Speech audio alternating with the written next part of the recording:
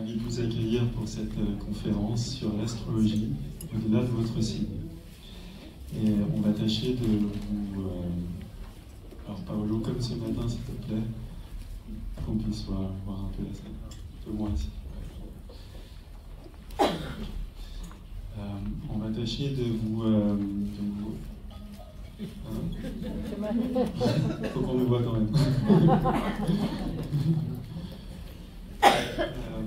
On va tâcher de vous donner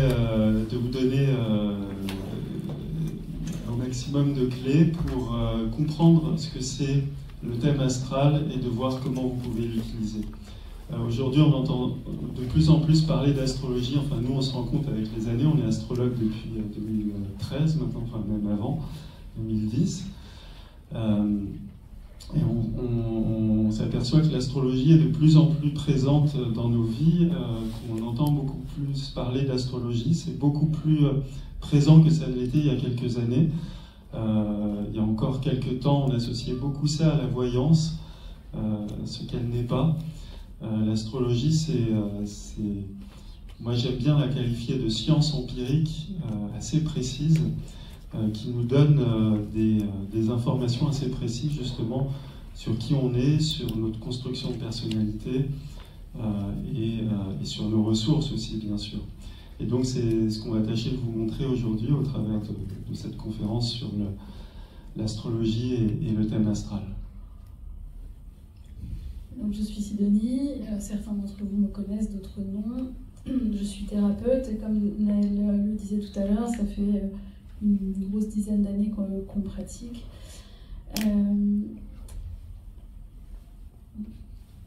On a un cabinet d'accompagnement à Palaiseau, pas très loin d'ici, et donc on anime plusieurs types d'ateliers, dont de la respiration tropique, des constellations familiales, et on fait de l'accompagnement individuel également en hypnose. Et donc on est astrologue depuis, comme on le disait, 2013. On a été formé à l'EFAT, l'École française d'astrothérapie, qui est une astrologie qui nous permet d'accompagner dans un suivi psychologique. Et donc c'est de ça dont on va vous parler aujourd'hui. Alors pour commencer, j'aimerais un peu qu'on aille comprendre un peu ce que sont ces signes du zodiaque. On a 12 signes, alors on pourrait parler de 13, mais on va laisser le serpentaire de côté. On va parler de 12 et plutôt que tous les nommer, donc on a Bélier, Taureau, Gémeaux, Cancer, etc. Je voudrais qu'on voit un peu sous un autre angle ce qui vont nous amener en termes de compréhension sur soi. Et donc il y a plusieurs manières de regarder ces signes et de voir ce qu'ils peuvent nous amener. La première, c'est qu'ils sont classés en deux grandes familles. On a les signes émissifs et les signes réceptifs. Comme leur nom l'indique, les signes émissifs vont être des signes qui vont être dans un mouvement de l'intérieur vers l'extérieur. On va avoir les signes de feu et les signes d'air.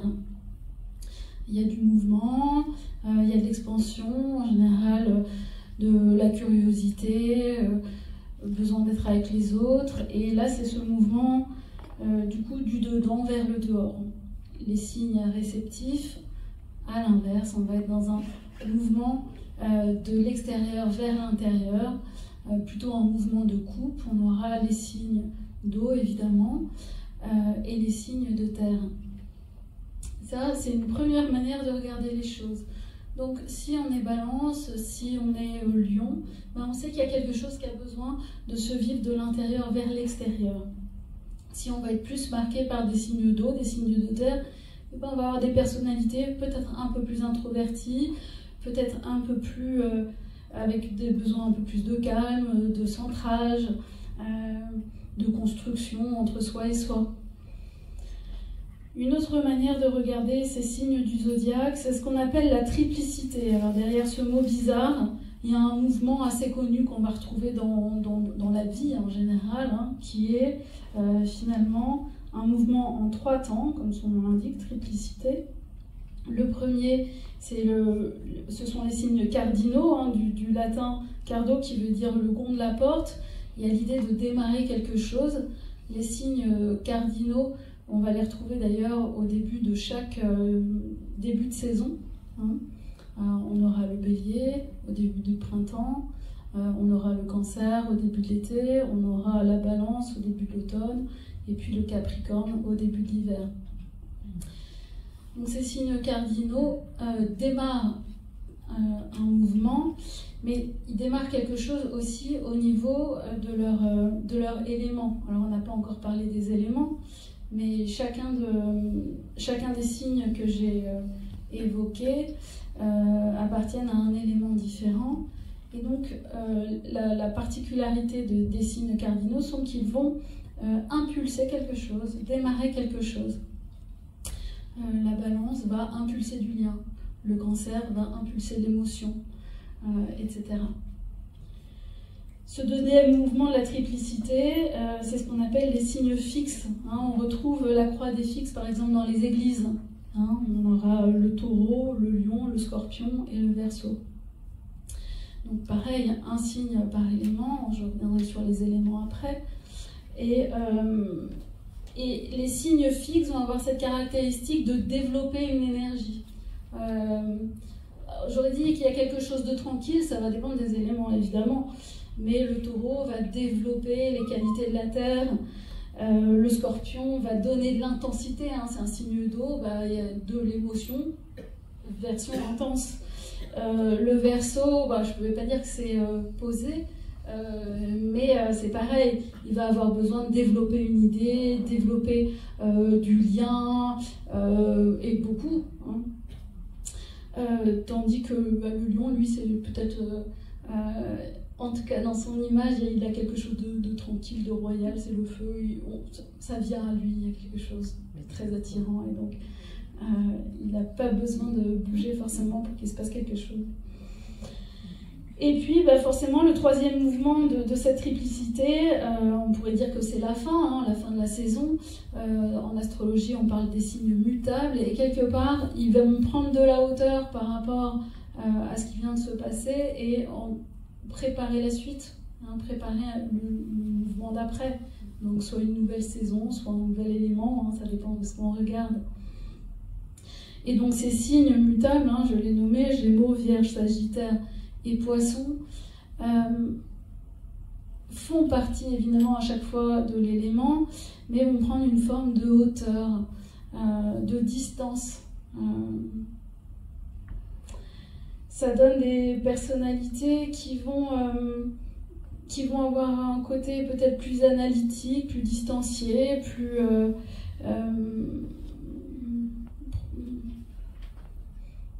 prendre la hauteur, je l'ai déjà dit plein de fois. La dernière manière de regarder ces signes, ça va être au travers des éléments que j'ai nommés plusieurs fois. Alors, il y a peut-être déjà eu une conférence dans le week-end sur les éléments, mais on ne va pas y passer un temps fou parce qu'on a encore beaucoup de choses à se dire.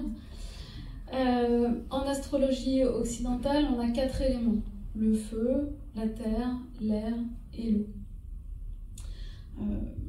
L'astrologie chinoise en donne 5, hein, par exemple, donc c'est vraiment ici géocentré, j'ai envie de dire.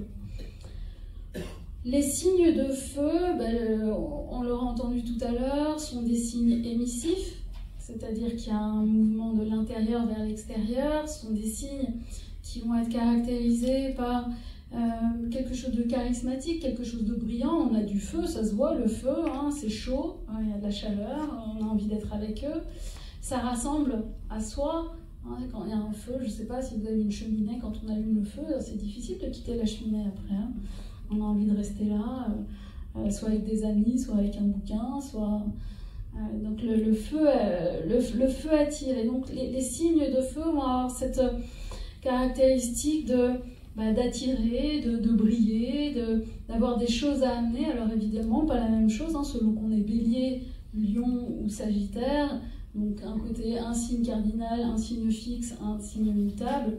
Si je vous donne par exemple sur cet élément ce que ça peut donner si on regarde les 3, le bélier il impulse de l'action, il impulse de mouvement, il n'a jamais les 2 pieds dans le même sabot, hein, il a besoin d'action, il a besoin que ça se que ça se confronte, et pas forcément au sens péjoratif du terme, hein, mais enfin il faut du mouvement, il faut une force d'opposition, il faut qu'il y ait quelque chose d'un peu dynamique et tendu. Le lion va avoir tendance à rayonner, à briller, il peut briller dans les arts, voilà, il a besoin de partager qui il est. Hein. Là encore, c'est pas péjoratif, mais voilà, il faut que ça rayonne. Tandis que le Sagittaire, on associe hein, souvent au feu, vous avez dû l'entendre, on parle du feu de la conscience, le savoir hein, est associé à l'élément feu, et le Sagittaire, c'est un signe mutable, je disais qu'ils prennent de la hauteur, ils prennent une forme de distance, et c'est particulièrement flagrant dans l'énergie sagittarienne, où le Sagittaire va avoir à cœur d'apprendre, de comprendre, de transmettre. Hein, il va y avoir un lien souvent peut-être avec la religion, peut-être avec la spiritualité. Et donc les signes de feu vont donner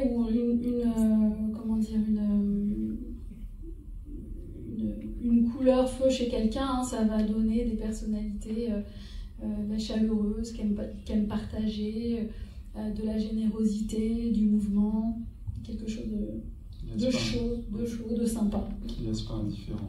Non, clairement. La terre, la terre c'est tout de suite autre chose. Hein. Quand on est dans le feu, on sent, là on a chaud, voilà. La terre, c'est dense, c'est lourd, on est dans le pratique, le pratico-pratique.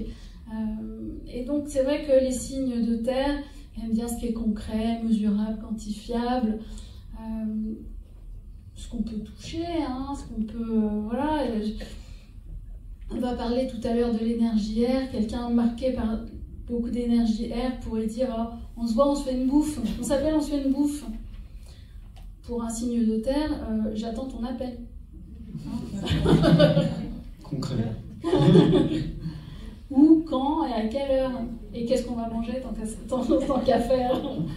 Hein.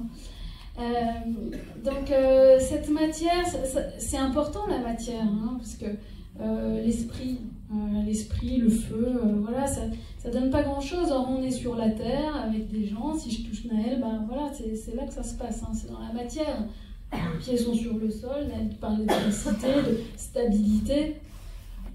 Et donc on a besoin de cette énergie de matière, de concrétisation, parce qu'on peut parler des heures, on peut refaire le monde autour d'une table, mais si à un moment donné, il n'y a pas quelqu'un qui bouge, qui passe à l'action, et après qui passe dans le concret, et qui fait passer ça dans le temps, et donc avec la Terre, il y a la notion de temps, hein, les lois de la matière, donc c'est le temps, la gravité, l'espace, le vieillissement, hein, et tout ça, ça s'inscrit dans la matière, dans le temps, sans quoi il n'y a pas de réalisation, hein, tout simplement. Réalisation concrète. Et pour avoir un toit sur la tête, c'est pas mal d'avoir des réalisations concrètes. Hein. Donc cette idée de stabilité, hein, les signes de terre, on sait qu'on peut compter sur eux, on sait qu'ils vont faire ce qu'ils disent, mais souvent il y a la notion de temporalité quand même. Hein. Ils ne bougent pas facilement.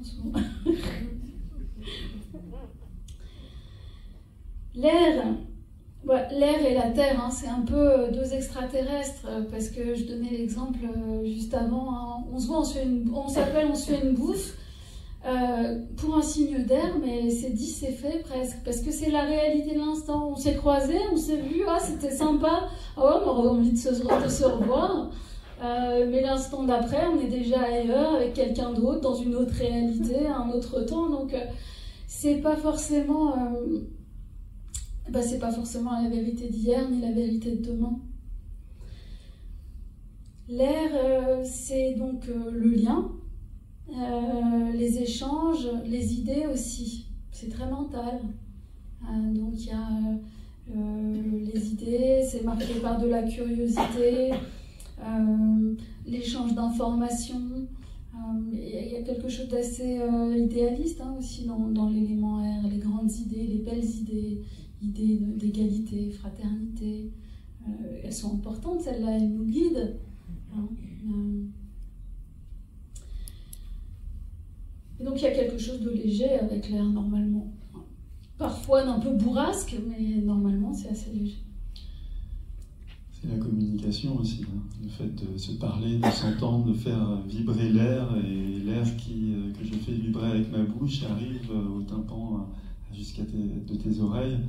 Et donc il y a ce côté transmetteur, je transmets de l'information, je donne de l'information, je partage quelque chose que j'ai en moi. Et puis l'eau. L'eau qui va représenter le monde des émotions, le monde de l'invisible. On aura ici le cancer, le scorpion, le poisson.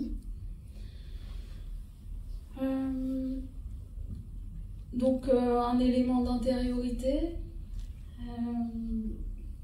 Là encore, selon le signe, on va impulser de l'émotion. Quelqu'un du signe du cancer aura à cœur de faire plaisir, de se sentir en lien de cœur à cœur, de pleurer ensemble, de rire ensemble, d'être en colère ensemble. Donc il y a quelque chose beaucoup... on n'est pas loin de la fusion, d'une recherche fusionnelle avec l'énergie du cancer. Les scorpions, je disais, ça développe les passions, les émotions. Donc, quand on est marqué par cette énergie scorpion, les émotions sont intenses. C'est pas on aime ou on n'aime pas, c'est on adore ou on déteste. Il n'y a pas tellement d'entre-deux. On a des émotions vraiment développées. Un sens aussi de l'invisible, de capter des choses dans l'air, capter des choses dans l'invisible que la plupart des gens ne voient pas. Tout simplement parce que si je suis très terrien, je vais voir ce qui est concret. La table, là, je la vois bien. Ce qu'il pense, lui, là, peut-être que je ne vais pas savoir. Je ne suis pas dans sa tête. Par contre, émotionnellement, je vais vibrer quelque chose. Et ça, quand on est du signe du scorpion, on le capte.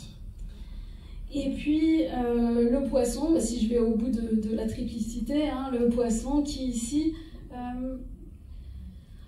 on va être dans l'invisible, mais là c'est l'invisible sans forme quasiment. Ça nous amène près de l'expérience mystique, quand l'énergie est tournée vers la spiritualité, ou ici aussi vers... on a beaucoup d'empathie avec le signe du poisson, donc ça va souvent donner des sauveurs nés. Ils sont en empathie avec le monde, mais en empathie avec tout, avec la pièce, avec l'ambiance d'une pièce, un animal, une plante. Voilà, il y a une empathie qui se tourne vers l'humain, mais bien plus que ça. Donc, 4 éléments, ce mouvement en 3 temps, voir cette dualité entre les signes émissifs et les signes réceptifs. Voilà, c'est une autre manière de regarder chacun des 12 signes du zodiaque. Et c'est intéressant parce que toute la construction de l'astrologie se base sur des marqueurs, on verra ça bientôt, des marqueurs dans des signes. Et donc comprendre ces signes sous différents angles, ça nous donne de la finesse dans la compréhension, dans l'analyse du thème, de la personnalité, de ce qu'on veut y regarder. Merci Sidonie. Et j'ajouterais que souvent on a des stéréotypes sur les signes, avec on dit les scorpions ils piquent là où ça fait mal, les béliers ils écoutent rien, et d'autres. Balance, c'est le dernier qui a parlé, qui a raison. Quand on comprend l'énergie qui guide le signe, en fait, on comprend mieux ces stéréotypes qui en sont sans en être. C'est-à-dire que derrière ça, il y a toujours une bonne intention. Quand la balance, on dit c'est le dernier qui a parlé, qui a raison, c'est pas vraiment que la balance pense ça, c'est qu'elle comprend le point de vue de l'autre. Et c'est ça, la magie de la balance, c'est pouvoir se mettre en empathie avec l'autre, pouvoir se mettre à la place de l'autre et du coup comprendre son point de vue. Ça ne veut pas dire qu'elle est d'accord. Et pareil, le bélier, quand il se confronte, il a besoin de franchise, il a besoin que les choses soient claires, de savoir où il va, et ça sert à tout le monde. Et en fait, chacun dans sa magie est porteur d'une note, dans son signe est porteur d'une note finalement, qui va aider à compléter le puzzle d'ensemble, on va dire. Je vais vous parler maintenant un peu plus du thème astral maintenant pour vous montrer un peu comment se lie un thème astral, comment ça se construit, comment on arrive à en tirer des informations assez précises à partir de ce que Sidonie vous a dit sur les signes. Alors je vais projeter au tableau.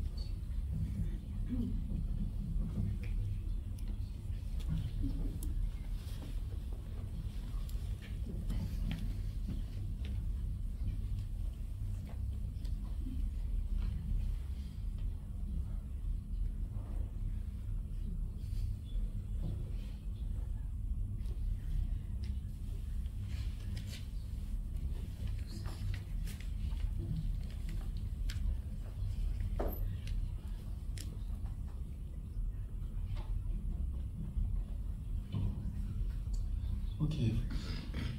Donc là, je vous ai sorti le thème du jour, enfin le thème même le thème horaire de la conférence. Donc c'est donc aujourd'hui à 16h45. Et donc ça, c'est la position. Ce que vous voyez là, donc c'est la carte astrologique du ciel actuel, donc avec la position des planètes en ce moment même. Donc, on a parlé tout à l'heure des signes. En fait, les signes, c'est ce que vous allez retrouver ici dans le disque. Donc, il y a les 12 signes avec Bélier, Taureau, Gémeaux, Scorpion, etc. Et donc, vous voyez autour, il y a des signes, des marqueurs qui représentent les planètes et puis d'autres marqueurs astrologiques. Quand on dit on est du signe du Scorpion, vous voyez, en fait, c'est votre soleil qui est ici et dans le signe du Scorpion, donc qui est là. Vous voyez que c'est une information assez petite finalement, enfin elle a son importance bien sûr, mais parmi plein d'autres assez petites finalement dans l'ensemble des informations qu'on voit là. Donc s'arrêter simplement à son signe pour s'analyser, pour se comprendre soi-même, c'est déjà bien, mais c'est pas suffisant. Il va falloir préciser tout ça.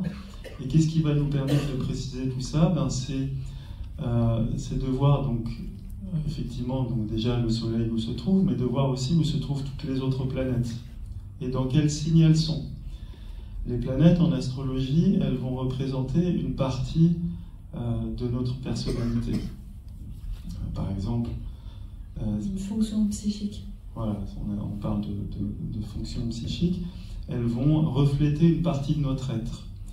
Le Soleil va nous parler de notre identité, ce à quoi on s'identifie, comment je me vois, mais du coup aussi comment je vois le monde. La Lune, elle va plutôt parler de comment je me sens, comment je me perçois à l'intérieur, comment je me vis à l'intérieur, et comment aussi je me vis avec mes proches. Qu'est-ce qui me nourrit émotionnellement. Et puis on va avoir d'autres planètes, on va avoir des planètes qu'on appelle personnelles et des planètes transpersonnelles. Les planètes personnelles sont des planètes comme Mars, qui ici est juste à côté du Soleil, dans le signe du Scorpion. On va avoir, donc Mars va nous parler de notre capacité à agir, à notre façon de nous positionner, l'énergie qu'on peut mobiliser. Ça veut dire que les enfants nés aujourd'hui, en fin d'après-midi, ont Mars collé au Soleil. Ça va donner effectivement un certain type de personnalité. Je vais y venir.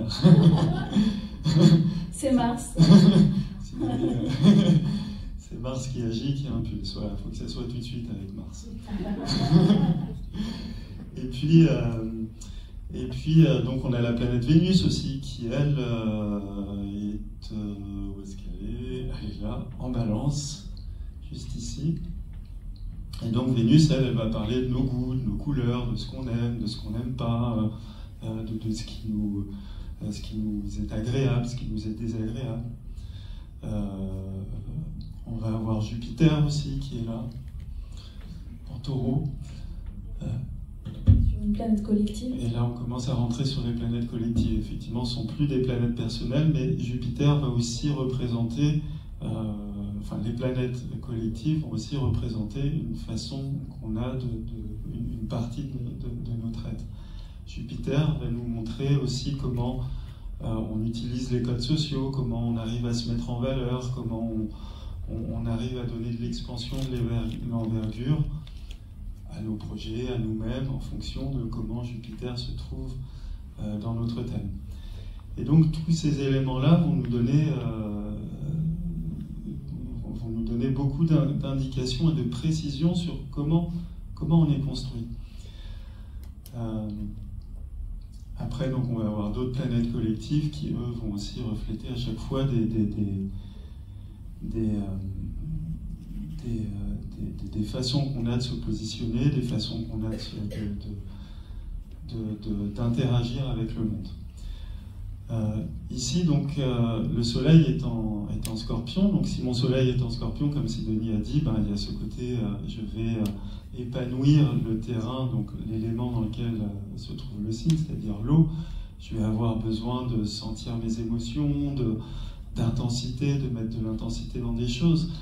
Là, c'est conjoint à Mars, donc il y a cette idée d'énergie, c'est-à-dire que je vais mettre de l'énergie dans ce que je suis, je vais vivre les choses certainement passionnément, intensément.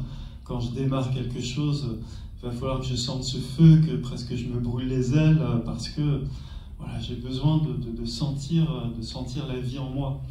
On est dans de l'émotion avec le Scorpion, on est dans de l'énergie avec Mars, il y a quelque chose de très énergétique là. On pourrait même là, par exemple, avoir des dons pour le magnétisme, puisque Scorpion, c'est de la sensation, c'est du ressenti, cette capacité à percevoir de l'invisible. Avec Mars en conjonction, on est sur le domaine de l'énergie vitale aussi, on a cette capacité à impulser, on est câblé avec l'énergie active.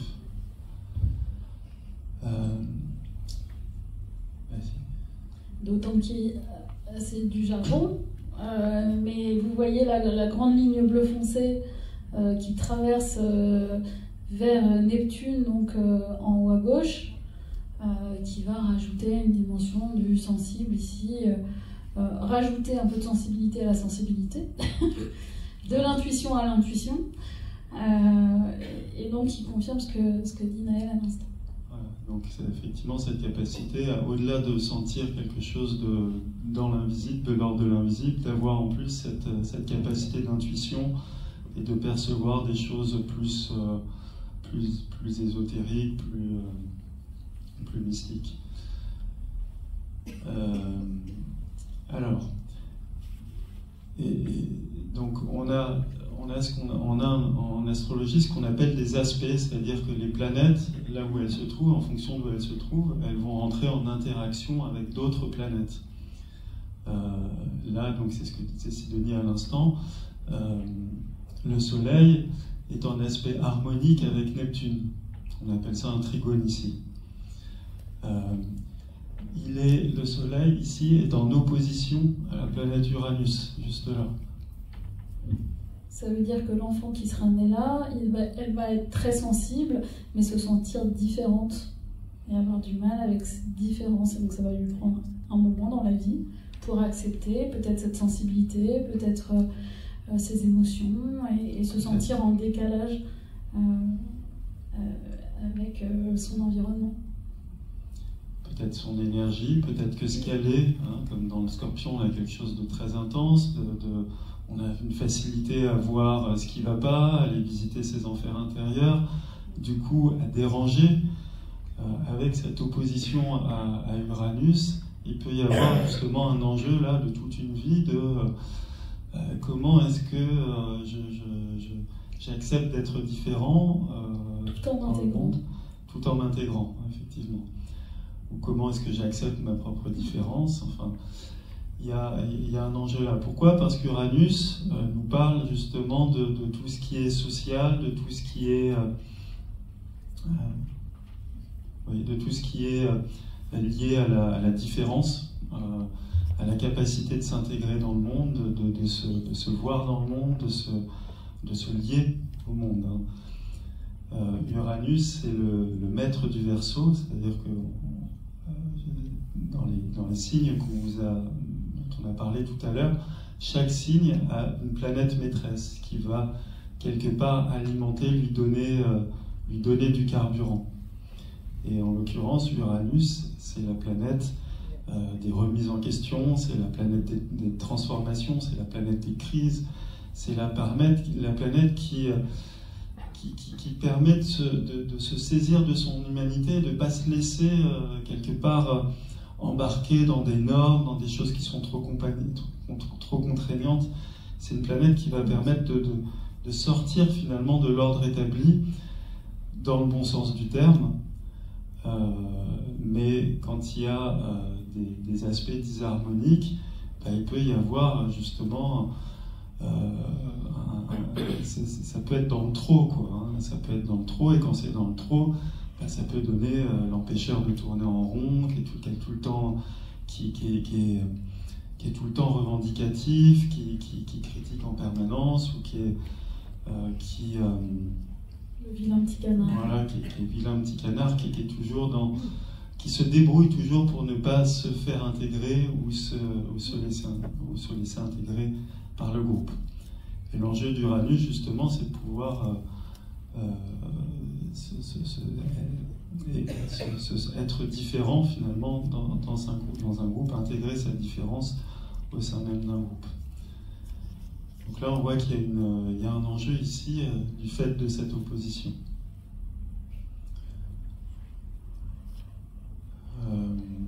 Donc ça, ce dont je vous ai parlé là, sont ce qu'on appelle des marqueurs de personnalité. Vous voyez, on peut aller déjà quand même assez précisément dans quelque chose de précis au niveau de l'analyse.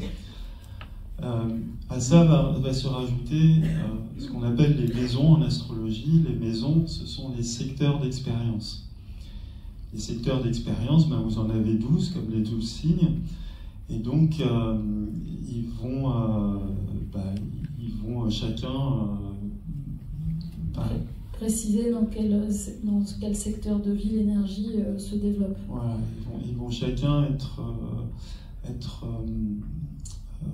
regroupés des thèmes généraux.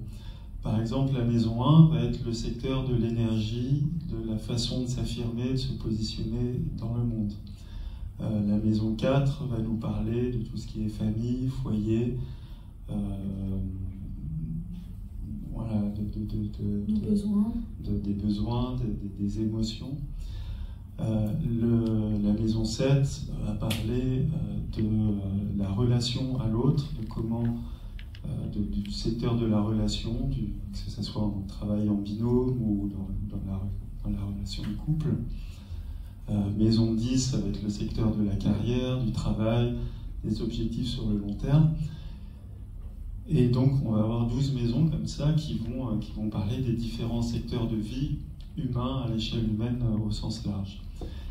Et donc, selon l'endroit où se trouvent les planètes, eh bien, le secteur va être plus ou moins investi, et plus ou moins investi selon la planète qui s'y trouve. Par exemple, par exemple, le Soleil ici se trouve dans la maison 7. Ça veut dire qu'on va avoir quelqu'un qui, dans son feu à l'intérieur, va être quand même assez tourné vers l'autre. Va avoir besoin d'être en contact, de rencontrer l'autre, d'aller dans une forme de rencontre, même si, comme disait tout à l'heure Sidonie, ça se passe dans le conflit. Même quand je suis en conflit, je suis avec l'autre. Ok. Et puis à ça, donc ça, ce sont des marqueurs de personnalité qui nous aident à mieux comprendre notre personnalité, mieux comprendre comment on fonctionne. Et puis, donc, on va avoir des marqueurs qui vont nous permettre de voir les blessures, là où il y a des vides, là où il y a des manques. Et puis, des marqueurs d'évolution qui vont nous parler des mémoires aussi avec lesquelles on vient, des mémoires transgénérationnelles, ou pourquoi pas d'autres vies. Et donc, un chemin qu'on est appelé à traverser. Donc là, Naël a montré en un gros quart d'heure un peu comment un thème pouvait se regarder, quel type d'éléments il pouvait donner. Il a insisté tout particulièrement sur le soleil, puisqu'il le disait tout à l'heure, le soleil c'est le marqueur qui va parler de l'identité, de la conscience de soi, de nos lunettes sur le monde. Mais évidemment, il y a énormément de choses derrière, et c'est ce qu'on avait envie de montrer, c'est la richesse d'une carte du ciel, le thème natal, qui reste valable en fait tout au long de la vie. C'est-à-dire qu'au long de la vie, évidemment, les planètes se déplacent, c'est-à-dire que Naël aurait imprimé la carte de demain, le thème aurait été différent. Il y a les planètes rapides et les planètes lentes. Pluton n'aurait pas bougé, mais Vénus, Mercure, la Lune se seraient déjà déplacés. Et donc, ces déplacements vont nous donner des indications de cycle dans notre propre vie, de moments charnières, de moments intéressants, de moments de crise, de moments de déploiement, etc. Et à la fois, ça va être une mine d'informations très importante dans la compréhension de soi, mais aussi c'est notre travail quand on accompagne en thérapie, d'avoir conscience un peu de ces cycles, de ces rythmes, et de voir un peu où chacun en est à l'intérieur de ça. Je vais ouvrir aux questions avant que notre prochain intervenant arrive. Tu voulais dire quelque chose encore? Non, vas-y. Est-ce que vous avez des questions? Oui. J'ai pas bien compris. Donc, si on n'a pas de planète dans une maison, c'est nos blessures, nos failles, c'est ça? Non, alors il y a un marqueur avec lequel on travaille plus particulièrement qui nous donne des indications sur nos zones de vide. Parce que le thème astral, c'est quelque part une image d'une personnalité, ça va nous donner une construction de personnalité. S'il n'y avait rien pour mettre du mouvement là-dedans, on resterait figé, tout le temps comme on est. Or, tout change tout le temps, tout bouge tout le temps, et donc il y a aussi un endroit de vide dans notre thème qui nous permet justement de nous mettre en mouvement. Et c'est d'abord souvent expérimenté comme une blessure, c'est-à-dire quelque chose qu'on ne reçoit pas, qui nous manque, qui nous donne une sensation de manque. Comme on a cette sensation de manque, on va se mettre en mouvement pour essayer de trouver une solution, pour essayer de quelque part de compenser ce vide-là. Et d'abord, on va chercher à l'extérieur, on va chercher à contrôler si on est plutôt une dynamique terre, à essayer de rationaliser les choses. On va se perdre si on est une dynamique air ou eau. On peut avoir plein de stratégies. Mais du coup, la problématique, c'est qu'on ne le trouve jamais quand on se tourne vers l'extérieur. Et à un moment donné, il faut faire un retournement, c'est-à-dire se tourner vers l'intérieur et aller chercher quelque chose à l'intérieur de nous qui va nous permettre de créer à partir de ce vide. Et donc c'est pas parce qu'il y a des espaces de thème où il n'y a pas de marqueur que c'est un vide en soi, c'est effectivement une énergie qui n'est pas développée dans notre personnalité, mais à la limite on n'est pas tous là, enfin voilà, on est tous différents et tant mieux. Et Naël n'est pas venu amener la même chose que moi, et vous non plus, a priori, et voilà, on a tous cette différence.